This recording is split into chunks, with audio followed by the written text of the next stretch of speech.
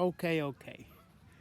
I did this work in May of 2022. For some reason, I just never put it on YouTube. But this is the last bit. Sorry, I'm distracted. The geese. This is the last bit of Norman getting work done in the shop. I've been driving him all summer. We've been hauling the camper. Everything's been flawless.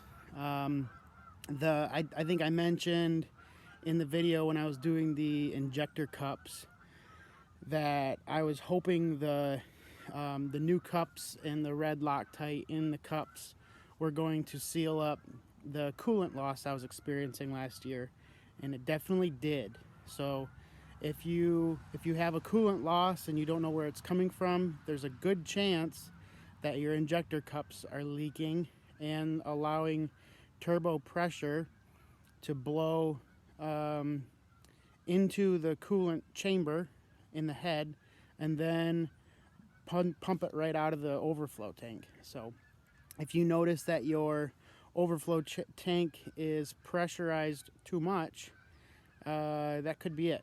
So anyway, I've lowered Norman 2 inches up front, basically just for ease of getting in and out. I have a feeling it might improve fuel mileage a little bit, but we got to face the fact that it's still, a 7,000 pound truck going down the road. So it is what it is. Thank you, and have a great day. Okay. Here we are in the shop working on Norman, and this is Project Quit Smoking Norman, and main focus was injectors.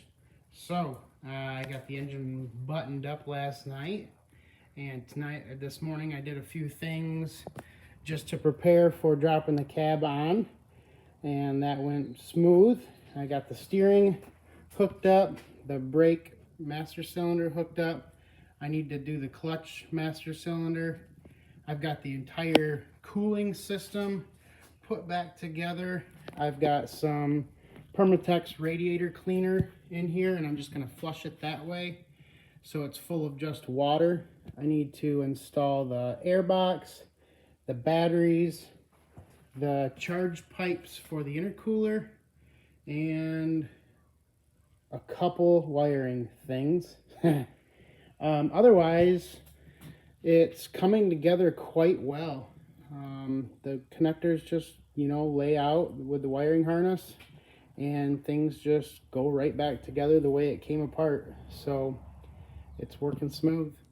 I'm really hoping that by tonight, maybe tomorrow morning, I'll be able to fire this thing up and hear it run, see it not smoke, and maybe even give it a little test drive. I need to go to the fuel station, get some fuel so I can haul my camper, and do a little shakedown run across town. So I'm getting pretty excited about this one. Well, I got all the wiring all figured out and the fuse box put back together.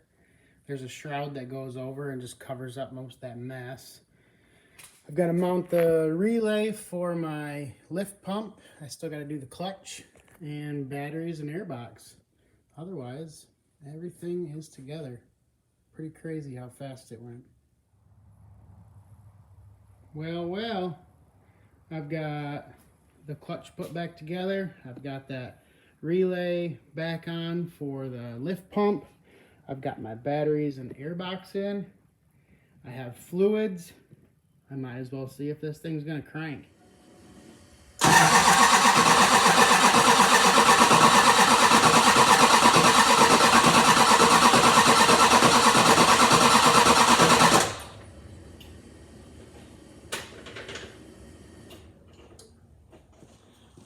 I remembered that I forgot something. I was expecting a while of cranking, but I can open up that bleeder right there for the fuel.